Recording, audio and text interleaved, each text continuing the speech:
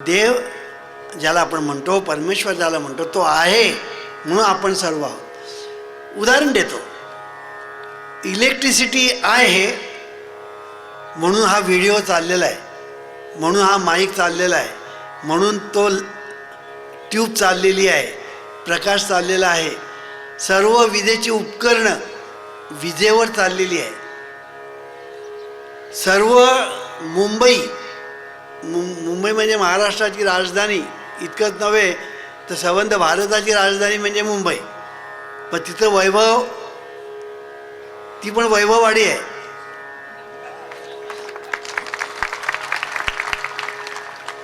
तिचं वैभव जे आहे, तिचं जे ऐश्वर आहे ते इलेक्ट्रिसिटीवर आहे. इलेक्ट्रिसिटी जर नाही तर मुंबई खाली होणार, मुंबईत कोणी राहणार नाही. ती इलेक्ट्रिसिटी आहे म्हणून सर्व चाललेलं आहे. पण इलेक्ट्रिसिटी स्वतः काहीही करत नाही. वामनराव, हे आम्हाला नाही समजलं, हे आम्हाला समजलं नाही. अहो सोपं आहे. आता मला सांगा, इलेक्ट्रिसिटी आपणहून काय करते का? आपणहून काही करत नाही. तिला तुम्ही हाताळता आणि व्हिडिओची देणगी, लाभ तुम्ही त्या विजेकडनं घेता, तुम्ही हाताळता. पण वीज आपणहून काय करते का? मी आता व्हिडिओ करते, मी आता अमुक, असं वीज काही म्हणत नाही. वीज स्वतःहून काहीही करत नाही. तरीसुद्धा विजेमुळे सर्व चाललेलं आहे. सर्व जे चाललेलं आहे ना, तुमची सर्वांची मिजाज, तुमची सर्वांची, विश्वाची, जगाची, लोकांची, सर्वांची जी मिजाज चाललेली आहे त्याचं एकमेव कारण परमेश्वर आहे म्हणून तुमचे चालले. तो जर नसता तर तुम्हाला हातसुद्धा हलवता येणार नाही, पायसुद्धा हलवता येणार नाही.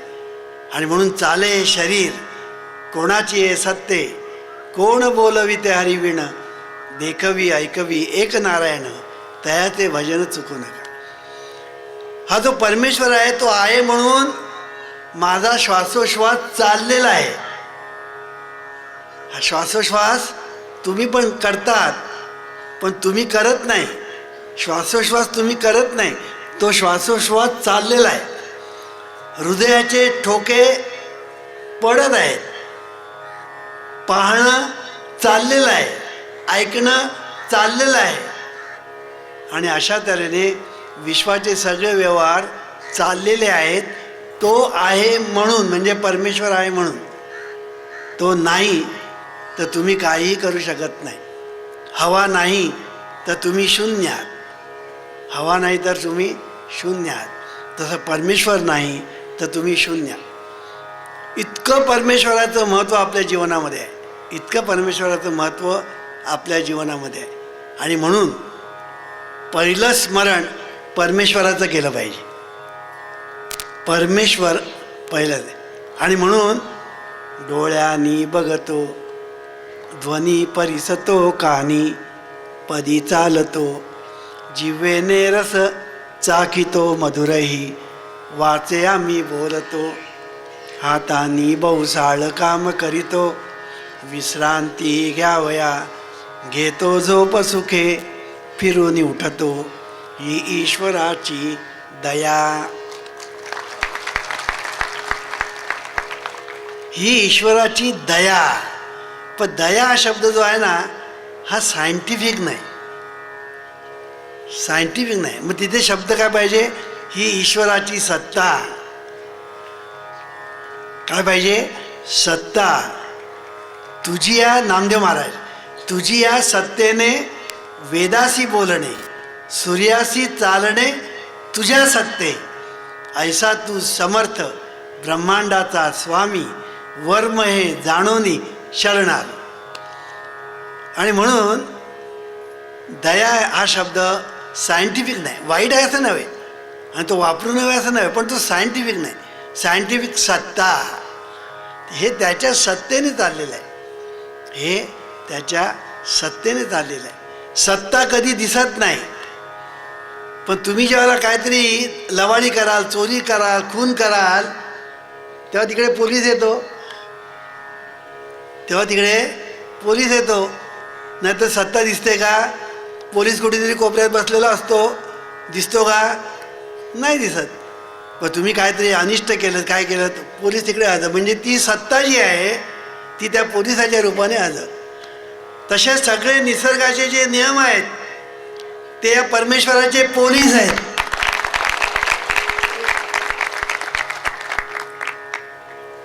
सर्व निसर्गाचे जे नियम आहेत, हे सर्व निसर्गाचे नियम हे परमेश्वराचे पोलीस आहेत. तुम्ही जर काही अनिष्ट केलं की निसर्गाचे नियम ॲक्टिवेट होतात, कार्यान्वित होतात, आणि ॲक्शन तशी रिॲक्शन या न्यायाने तुम्हाला त्या निसर्गाकडूनच जे काही चांगलं किंवा वाईट शिक्षा किंवा बक्षीस मिळत असतं. आणि म्हणून निसर्गाचे नियम महत्त्वाचे आहेत, हे आपण लक्षात ठेवायचं. परमेश्वर कोणावरही कृपा करत नाही, कोणावरही कोप करत नाही. कोणावर कोप करत नाही. निसर्गाचे जे नियम आहेत त्या निसर्गाच्या नियमाप्रमाणे सर्व चाललेलं आहे, घडतं आहे. आणि तुम्ही एखादी ॲक्शन केली की निसर्गाचे नियम ॲक्टिवेट होतात. तुम्ही एखादी कृती केली की निसर्गाचे नियम कार्यान्वित होतात, आणि ते तुम्हाला रिॲक्शन रूपाने फळ देतं. म्हणून निसर्ग नियमांचा राजा एकच आहे, तो म्हणजे action and reaction, equal and opposite. हा फिजिक्सने घेतलेला सिद्धांत आहे. हा फिजिक्सचा सिद्धांत नाही, हा निसर्ग नियम फिजिक्सने घेतलेला आहे, आणि म्हणून हा निसर्गाचा नियम आहे. पण फिजिक्सने जो हा सिद्धांत घेतलेला आहे तो अर्धवट आहे. जीवनविद्येने तो पूर्ण केलेला आहे. जीवनविद्या असं सांगते, action and reaction, equal and opposite, ही त्याची एक बाजू झाली, त्या नियमाची एक बाजू झाली. आता दुसरी बाजू मी सांगतो ती ऐका. Action and reaction multiplied magnified. Action and reaction multiplied magnified. तुम्ही मला पहिलं समजलं, दुसरं समजलं नाही. मी दोन्ही सांगतो. तुम्ही एखादा चेंडू घेतला आणि भिंतीवर आपटला तर तो चेंडू तुमच्याकडे परत येईल. ॲक्शन तशी रिॲक्शन असं त्याला म्हणतात. चेंडू घेतलात, भिंतीवर आपटला, तो परत तुमच्याकडे आला, आणि जो चेंडू आपटला तो चेंडू तुमच्याकडे परत आला. पण जमिनीमध्ये तुम्ही बी पेरली, झाड पेरलं, आंब्याची कोय जमिनीत पेरली, आंब्याचे दिवस आले, सगळेजण आंब्याची वाट पाहत आहेत. असं सांगतात, पहिली पेटी गेली देवगडून मुंबईला. असं तर आंब्याची कोय जमिनीमध्ये पेरली किती? एक. आणि काही दिवसानंतर झाड आलं, त्याला मोहर आले, आणि त्याच्यावर आंबे किती? 4000. आता 4000 आंबे कापले, आतमध्ये काय मिळालं? कोय. आता बघा, जमिनीमध्ये एक कोय पेरली, तिचा आता विस्तार कसा झाला? माझं एकाचा विस्तार ते हे जग. जमिनीमध्ये कोय पेरली, तिचा विस्तार पहिला अंकुर, मग बुंदा, मग फांद्या, मग पानं, मग मोर, मग आंबे, आणि आंबेमध्ये पुन्हा कोई. तैसामध्ये एकाचा विस्तार ते जग. अहो तसंच आहे परमेश्वरातही तसंच आहे. परमेश्वर ही कोय विस्तारली, अहम सर्वस्य प्रभा, विस्तारली, प्रगट झाली, अनंत रूपे अनंत वेशे देखिले त्यासी, म्या देखिले त्यासी, बापरकुमा देवी वरू खूण बाणली ऐसी, देखिला माये देवाचा देव माये देवाचा देव, फिटला संदेहो निमाले दुजेपण. हे दुजेपण आहे ना, हे अंडरलाईन करायचं. अनंत रूपे अनंत विषय प्रगट झाला. अनंत रूपे कोण? परमेश्वर. आणि अनंत रूपे अनंत प्रगट झाला, त्याच्यामध्ये पुन्हा परमेश्वर. जशी आंब्याची कोय अनेक रूपाने विस्तारित झाली, प्रगट झाली आणि शेवटी प्रत्येक आंब्यामध्ये कोय, तसा हा परमेश्वर विश्वरूपाने अनंत कोटी ब्रह्मांड रूपाने प्रगट झाला आणि त्या प्रत्येकामध्ये पुन्हा हा परमेश्वर आहे. आणि म्हणून भगवद्गीता काय सांगते? ईश्वरस सर्वभूतानां हृदयेषु अर्जुन तिष्ठती. प्रत्येकाच्या हृदयामध्ये ईश्वर आहे. प्रत्येकाच्या हृदयामध्ये ईश्वर आहे. आणि हा मी म्हणणारा तो ईश्वरच आहे. मी कोण म्हणतो? मी हा म्हणजे परी न उमजे कोठील मी कोण मी. हा मी म्हणणारा आहे ना, तो ईश्वरच आहे. ईश्वरच मी म्हणतो. आणि म्हणून प्रत्येकाच्या हृदयामध्ये ईश्वर आहे, जो मुळात परमेश्वर आहे. बघा, देहाच्या अपेक्षेत जो ईश्वर, तो विश्वाच्या अपेक्षेत परमेश्वर. म्हणजे परमेश्वरच ईश्वर झाला आणि ईश्वर आपल्या ठिकाणी मी असं म्हणू लागला. म्हणून तुकाराम महाराज म्हणतात, ऐसे भाग्य कै लाता होईन अवघे देखे जन ब्रह्मरूप. तरीच नव्हे, तसं नव्हे, अवघी भूते साम्य आली देखिली म्या कै होती, विश्वास तो खरा मग पांडुरंग कृपेचा. माझी कोणी न धरो शंका, ऐसे हो का निर्द्वंद्व. तुका म्हणे जे जे दिसे ते ते वाटे मी ऐसे. हा जो मी आहे ना, हा प्रत्येकाच्या हृदयात आहे. हा प्रत्येकाच्या हृदयामध्ये हा जो मी आहे तो ईश्वर आहे. हे आपल्या सर्व संतांनी सांगितलं. आणि म्हणून तुम्ही जीवन जगत असताना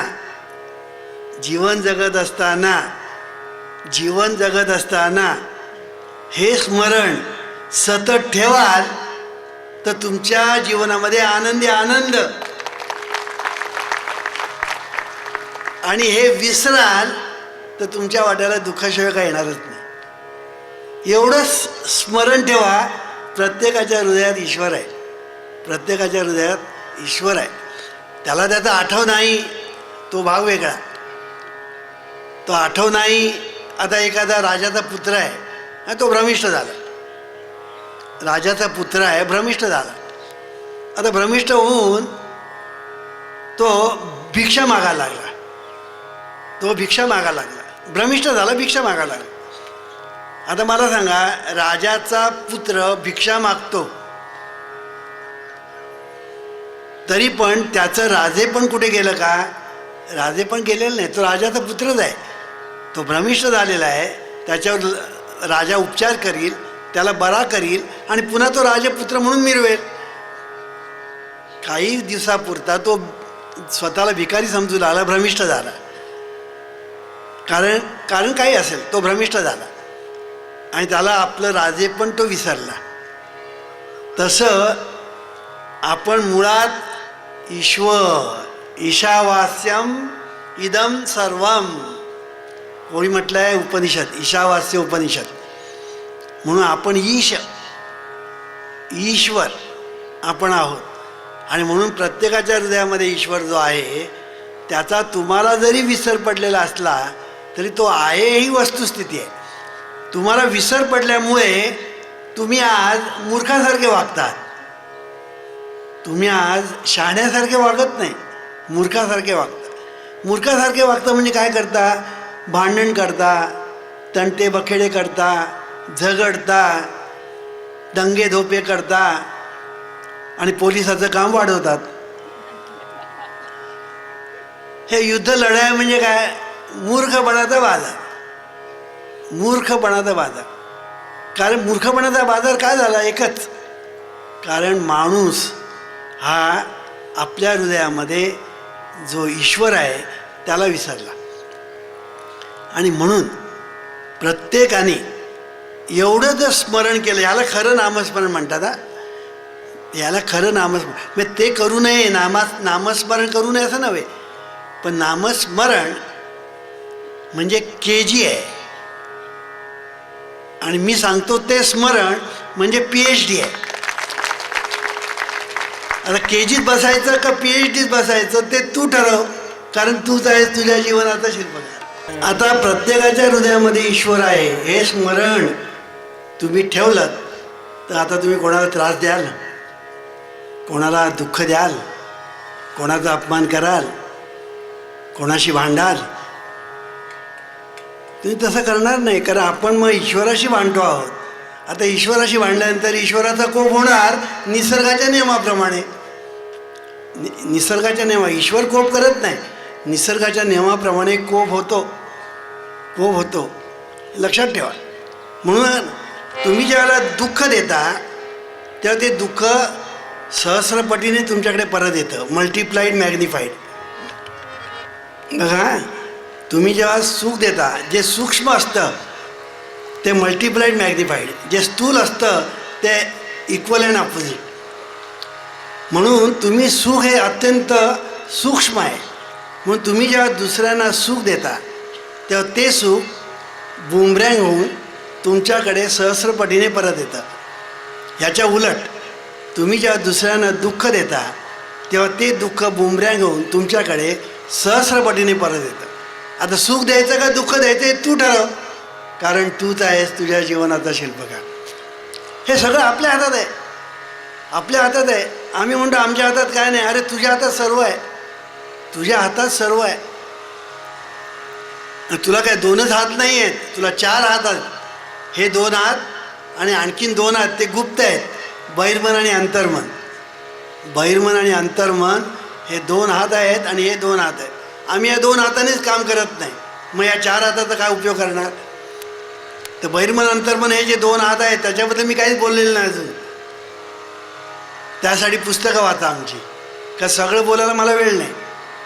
पण थोडक्यात सांगतो तुम्हाला की तुम्हाला जर असं वाटत असेल की दुसऱ्याचं आपल्याला सुख मिळावं तर दुसऱ्यांना सुखी करण्याचा प्रयत्न करा.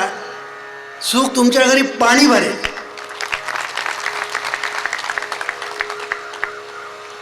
सुख तुमच्या घरी पाणी भरेल. तुम्ही नुसता प्रयत्न करा दुसऱ्यांना सुखी करण्याचा, आणि दुसऱ्यांना तुम्ही दुःख द्या, आणि मग काय होतं बघा, ते दुःख बुमरँग होऊन सहस्रपटीने तुमच्याकडे परत येईल आणि तुमचा संसार उद्ध्वस्त होईल. हे अगदी सोपं आहे. तुम्हाला जीवनामध्ये हे सगळे अनुभव येतात, पण तिकडे आपलं लक्ष नसतं. आणि म्हणून तुम्ही दुसऱ्यांना सुख देण्याचा प्रयत्न करा. तुम्ही म्हणा भाऊ आमच्याकडे काय आहे दुसऱ्यांना सुख द्यायला? आमच्याकडे काय आहे? तुमच्याकडे भरपूर आहे. तुम्ही फक्त काहीही न करता देवा सर्वांचं भलं कर, देवा सर्वांचं कल्याण कर, देवा सर्वांना सुखात ठेव, देवा सर्वांना आनंदात ठेव, देवा सर्वांना आरोग्य दे, एवढं तर म्हणू शकता. एवढं तर म्हणू शकता. अरे एवढं म्हटलं तरी तुम्ही सुखी व्हाल. पण हे एकदा म्हणून नाही, 2दा म्हणून नव्हे, हे स्मरण राहिलं पाहिजे. हे स्मरण इतकं स्मरण राहिलं पाहिजे की ते बहिर्मनातून अंतर्मनात गेलं पाहिजे. इतकं स्मरण झालं पाहिजे. मी काय सांगतो ते लक्षात घ्या की चिंतन ज्याला आपण म्हणतो की हित ते करावे देवाचे चिंतन करून या मन एकविध. देवाचं चिंतन करायचं म्हणजे काय करायचं? डोळे मिटून देवाचं चिंतन नाही. विश्वामध्ये सर्व माणसामध्ये देव आहे हे चिंतन, हे स्मरण ठेवायचं आणि त्याप्रमाणे आपण वागायचं. कमीत कमी तुम्ही एवढं करू शकता की देवा सर्वांचं भलं कर, कल्याण कर, सर्वांचं रक्षण कर, सर्वांना सुखात आनंदात ठेव. हे तुम्ही स्मरणात ठेवलं पाहिजे, सतत म्हटलं पाहिजे, सतत त्याचा जप म्हणतात ना तसा जप केला पाहिजे. तुम्ही म्हणा जप का केलं पाहिजे? तर जप करणं म्हणजे आपण एखादी गोष्ट बघा, पैसे आपण मिळवतो, पैसे मिळवतो बँकेत ठेवतो, पैसे मिळवतो बँकेत ठेवतो, म्हणजे साठवणी म्हणतात त्याला, साठवणी म्हणतात. तसं आपण सतत म्हणत राहिलो ना की ते या डिवाईन कॉम्प्युटरला, human body is a divine computer, या डिवाईन कॉम्प्युटरला तुम्ही फीडिंग करता, तुम्ही फीडिंग करता. आणि या डिवाईन कॉम्प्युटरला तुम्ही जे फीडिंग करता त्याप्रमाणे तुम्हाला रिझल्ट्स मिळतात. आणि म्हणून सर्वांबद्दल तुम्ही ज्यावेळेला इष्टचिंतन करता तेव्हा तुम्ही ते तुमच्या डिवाईन कॉम्प्युटरला म्हणजे शरीराला फीडिंग करता आणि तुम्हाला चिंती परा ते येई घरा हा अनुभव येतो. तुम्ही दुसऱ्याचं वाईट चिंतिलं तुमचं वाईट होईल आणि दुसऱ्याचं तुम्ही चांगलं चिंतिलं तुमचं चांगलं होईल. ह्या चिंती परा ते येई घरा असा या म्हणीचा दोन्ही अर्थ आहे. आणि म्हणून तुम्ही नुसतं चिंतन जरी केलं, चिंतनाचा महिमा काय सांगू तुम्हाला, चिंतने नासत असे चिंता, चिंतने सर्व कार्य ये हाता, चिंतने मोक्ष सायुज्यता घर शोधी तसे, चिंतने तुटे आदि व्याधी. बघा, आधी आणि व्याधी, आधी म्हणजे मनाचे रोग, व्याधी म्हणजे शरीराचे रोग. चिंतने तुटे आदि व्याधी, चिंतने तुटे उपाधी, चिंतने सर्व कार्यसिद्धी एका जनार्दनाचे चरणी. एकनाथ महाराज, एवढा चिंतनाचा महिमा आहे. तुकाराम महाराज सांगतात, अवघे होती लाभ एका या चिंतने नामसंकीर्तने गोविंदाच्या. आणि म्हणून हे संकीर्तन आहे, सतत देवाचं स्मरण, हे भजन आहे. अहो, भजन म्हणजे स्मरण, आणि म्हणून भजन म्हणजे स्मरण, सतत देवाचं स्मरण. आणि म्हणून सर्वामध्ये देव आहे, म्हणून सर्वांचं भलं व्हावं, सर्वांचं कल्याण व्हावं असं जर तुम्ही चिंतन करत राहिलात तर जे तुम्ही चिंतन कराल ते सहस्रपटीने तुमच्या वाट्याला येईल. इतकं हे सोपं आहे. आता चिंतन करायला किती खर्च आला तुम्हाला? हे पै तुम्हाला जे करायला सांगतात त्याला पैसा खर्च नाही. आता इतर लोक सांगतील तीर्थयात्रा करा, व्रतवैकल्य करा, उपास तापास करा. एकाने सांगितलं सोन्याचा अभिषेक करा. काय लोक सांगतील आणि काय सांगणार नाही याचा पत्ता लागणार नाही. अहो, एक नुसती कुठल्या मठाला जर भेट द्यायची झाली आणि कुठल्या तीर्थक्षेत्राला भेट द्यायची झाली तर खिशातले किती पैसे जातात ते बघा. दोन्ही खिशे रिकामे करूनच तुम्ही परत येता. पण वामनराव पै तुम्हाला जे करायला सांगतात त्याला पैसा खर्च नाही, हे लक्षात ठेवा. आता मला सांगा, हे ईश्वरा, सर्वांना चांगली बुद्धी दे, आरोग्य दे, सर्वांना सुखात आनंदात ऐश्वर्यात ठेव, सर्वांचं भलं कर, कल्याण कर, रक्षण कर, आणि तुझे गोड नाम मुखात अखंड राहू दे. गोड नाम म्हणजे तुझं गोड स्मरण, मुखात म्हणजे चित्तात, मनात अखंड राहू दे. स्मरण अखंड राहू असा त्याचा भाव. आता मला सांगा, हे करायला तुम्हाला किती खर्च आला? एक पैसा खर्च नाही. कष्ट किती? शून्य. कष्ट किती? शून्य. बरं, हे कधी करायचं? रिकामपणी. रिकामपण जेव्हा मिळेल तेव्हा हे करायचं. मी आत्ताच आमच्या पोलीस ऑफिसरला सांगितलं, आत्ताच थोड्या वेळपूर्वी मी त्यांना सांगितलं, बघा तुमचं लाईफ हार्ड आहे. पोलीसचं लाईफ हार्ड असतं, लक्षात ठेवा.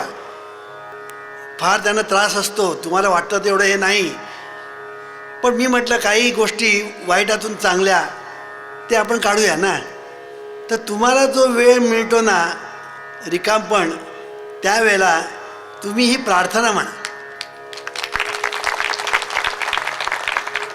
म्हणजे किती तुम्हाला लाभ होईल, तुमचा किती फायदा होईल, तुमच्या जीवनामध्ये काय क्रांती होईल ती तुम्हीच बघा. हे मी काय सांगतो आहे की तुम्हा सर्वांना त्यांनाच मिळतो वेळ असं नव्हे, तुम्हा सर्वांना. मी एकदा रिकामपण किती मिळतं याचा मी हिशेब काढला. कमीत कमी 10 तास रिकामपण माणसाला मिळतं. या 10 तासापैकी निदान 4 तास जरी तुम्ही ही प्रार्थना जरी म्हटली आणि रात्री झोपताना अर्धा तास, तुमचं कोट कल्याण होईल. नुसतं म्हणून कोट कल्याण होईल. कारण तुम्ही जे चिंतन करता, चिंती परा ते येई घरा, एवढं साधं लक्षात ठेवा. इतकं सोपं आहे. चिंती परा ते येई घरा. देवा सर्वांचं भलं कर, तुझं भलं होईल. देवा सर्वांचं कल्याण कर, तुझं कल्याण होईल. देवा सर्वांना ऐश्वर्यात ठेव, तू ऐश्वर्यात होशील. बघा, सर्वांना आरोग्य दे, तुला आरोग्य मिळेल. Rejoice in the success, promotion and good fortune of others.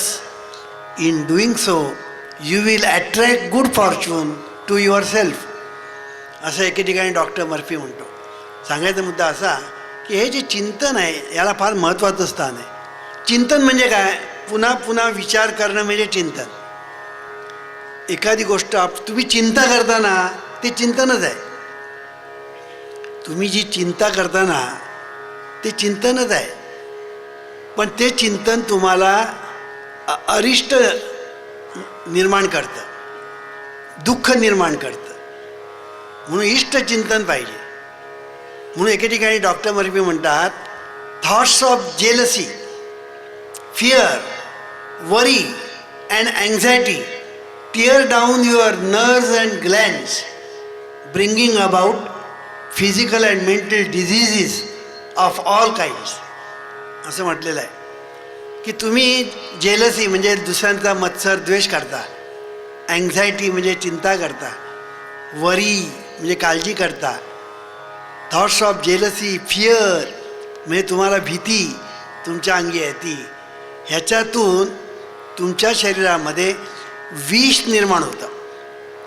अमृत मंथन केलं तेव्हा विष आणि अमृत निर्माण झालं असं सांगतात. देवानी अमृत मंथन केलं ना, त्याला विष आणि अमृत निघालं.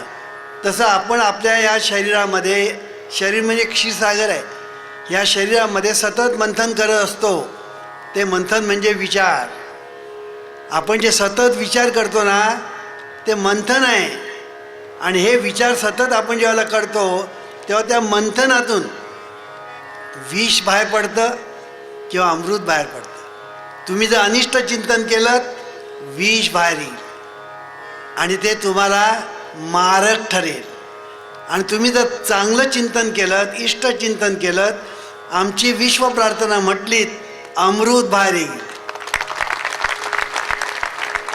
आणि तुम्हाला आणि इतरांना सुखी करेल. आता इष्ट चिंतन करायचं का अनिष्ट चिंतन करायचं हे तू ठरव, कारण तूच आहेस तुझ्या जीवनाचा शिल्पकार. हे जे विचार आहेत, हे विचार सतत आपण करतो तेव्हा त्याला चिंतन म्हणतात. विचार आपण सतत करतो तेव्हा त्याला चिंतन असं म्हणतात. आणि म्हणून विचारांचं सामर्थ्य प्रचंड आहे. आपले शरीर आहे ना, या शरीरामध्ये मंथन होतं म्हणजे काय होतं? केमिकल ॲक्शन्स सतत होत असतात. तुमच्या पोटामध्ये अन्न गेलं की त्याच्यावर केमिकल ॲक्शन्स होतात आणि अन्नाचे निरनिराळ्या तऱ्हेचे पदार्थ तयार होतात. हाडं, मांस वगैरे सगळं, रक्त बिक्त सगळं. ह्या ज्या केमिकल ॲक्शन्स आपल्या शरीरामध्ये होतात त्याच्यावर विचारांचा प्रभाव असतो. तुमचे विचार जर अनिष्ट असेल तर ह्या केमिकल ॲक्शन्समधून विष निर्माण होतं. आणि जर तुमचे विचार चांगले असतील तर ह्या केमिकल ॲक्शन्समधून अमृत निर्माण होतं. असा हा संपूर्ण सायन्स ज्याला आपण म्हणतो ते सायन्स आहे. आणि म्हणून सतत माणसाने चांगले विचार केले पाहिजे. सतत सकाळी उठल्यापासून रात्री झोपेपर्यंत तुमचा प्रत्येक विचार चांगला असला पाहिजे. ह्याची तुम्ही काळजी घेतली पाहिजे. आपोआप हे होत नाही.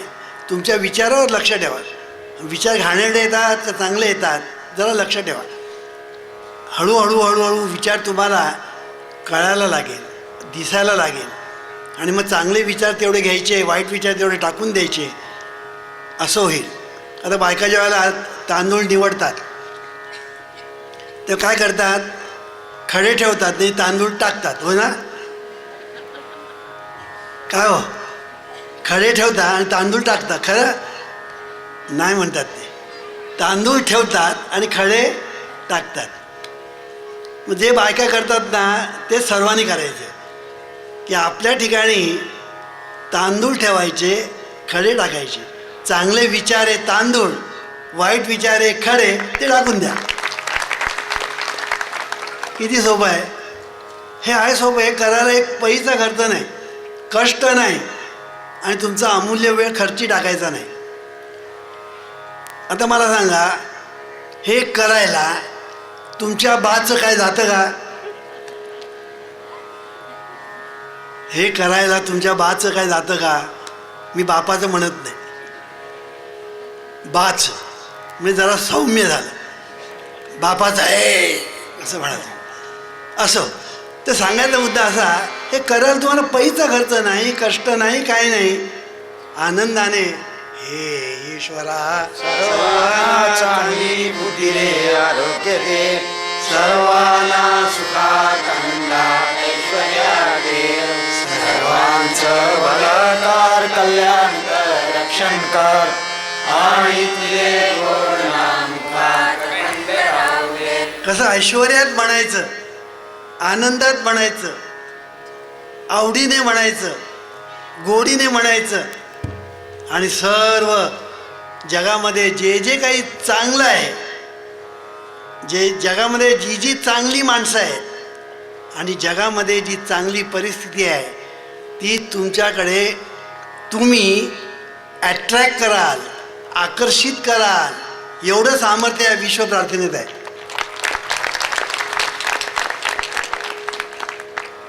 म्हणून ही विश्व प्रार्थना तुम्ही सतत म्हणा, रिकामपणी सतत म्हणा. पहा तुमच्या जीवनामध्ये काय चमत्कार होता. कुठल्या तरी फालतू हात चलाकीचे चमत्कारांच्या नादी लागू नका, तुम्ही फसाल. मी एक गोष्ट तुम्हाला सांगितली असती, एका बाईची, तिला संपूर्णपणे फसवलं. एका बाबाने काहीतरी असा हात चलाकीचा चमत्कार दाखवला, सांगतोच. एका बाबाने मुंबईमध्ये तो आला आणि कोणाच्या तरी घरी गेला, मी नाव बी सांगत नाही, आणि त्यांना हात चलाकीचा चमत्कार करून दाखवला. ते अगदी आश्चर्यचकित झाले. मग बाबाने सांगितलं की मी आमच्या ठिकाणी माझा मठ आहे, तिकडे तुम्ही या, अमुक आहे तमुक या. बोलवलं त्यांना तिकडे. आणि त्याने सांगितलं तुम्ही असं करा, तुम्ही आता रिटायर कधी होणार? म्हणाले आम्ही आता लवकरच रिटायर होणार आहोत.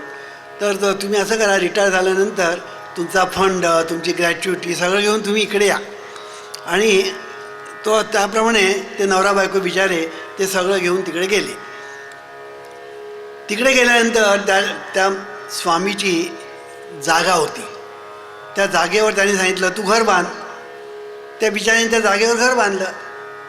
जागेवर घर बांधल्यानंतर 1-2 वर्षानंतर त्यांनी त्यांना सांगितलं तुम्ही इथून चालते व्हा. अहो ते म्हणाले आमचं घर आहे. ते तुमचं घर नाही म्हणाले, आमचं घर आहे, आमच्या जमिनीवर तू घर बांधलेलं आहे. आणि त्यांनी हाकलून लावलं. त्या धक्क्याने तो बिचारा नवरा मेला आणि ती बायको आज वणवण कुठेतरी फिरते आहे. हे कशामुळे झालं? चमत्कारांच्या नादी तुम्ही जर लागाल तर तुमचा संसार उद्ध्वस्त होईल हे लक्षात ठेवा. चमत्कार करणारा एकच आहे जगात, तो म्हणजे परमेश्वर. आणि संबंध विश्वामध्ये चमत्काराशिवाय दुसरं काही नाहीच आहे. आपले शरीर म्हणजे चमत्कारांचा आगर आहे. हे शरीर म्हणजे चमत्कारांचा आगर आहे. हे डोळे काय, कान काय, नाक काय, हे सगळं म्हणजे चमत्कारांचा आगर आहे. अहो ह्याच्यावर प्रवचन मी करायला मला 3 प्रवचनं करावे लागतील. ह्या शरीराचं वर्णन करायला 3 प्रवचनं करावे लागतील. ह्याच्यामध्ये दिव्यत्व काय आहे ते सांगायला. हा चमत्कार आहे. चमत्कारांचा आगर म्हणजे आपलं शरीर आहे. अहो शरीर आहे तर सर्व आहे, शरीर नाही तर काय नाही. शरीर आहे तर बायको आहे, मुलं आहे, घर आहे, दार आहे, नोकरी आहे, धंदा आहे. सगळं काही शरीर आहे म्हणून आहे. आणि म्हणून शरीराचं महत्त्व काय वर्णू? शरीर म्हणजे चमत्कारांचा आगर आहे. सांगायचा मुद्दा असा की तुम्ही कोणाच्या चमत्कार विमत्कारच्या नादी लागू नका. शहाणे असाल तर फक्त तुम्ही एक करा, विश्वप्रार्थना म्हणा आणि तुमच्या वाट्याला आलेलं काम प्रामाणिकपणे करा. 2 गोष्टी करा. Love work honestly, bless all sincerely and you will be blessed by God. एवढ्या 2च गोष्टी मनापासून करा. प्रार्थना आणि आवडीने प्रामाणिकपणे काम करा. कुठलंही काम करा. झाडू मारण्याचं सुद्धा काम वाईट नाही. झाडू मारणं म्हणजे कमी समजू नका. लोकांनी झाडू मारणाऱ्याने जर संप पुकारला तर नाक धरण्याची वेळ येते. तर झाडू मारणं म्हणजे कमीपणाचं समजू नका. कुठलंही काम कमी नाही. कुठलंही काम कमी नाही. आणि या जगामध्ये श्रेष्ठ आणि कनिष्ठ असं नाही. सगळे श्रेष्ठ, सगळे श्रेष्ठ. कोणी कनिष्ठ नाही. कारण सगळे परमेश्वराची लेकरं आहे. सर्वांमध्ये परमेश्वर आहे. एवढं लक्षात ठेवलं की झालं.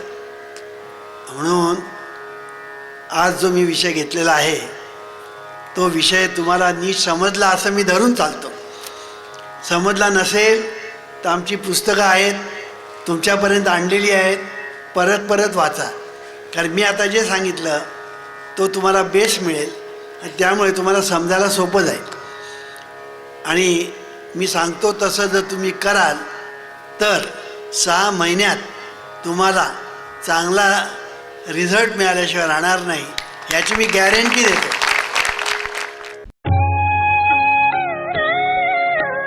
हे ईश्वरा सर्वांना चांगली बुद्धी दे, आरोग्य दे.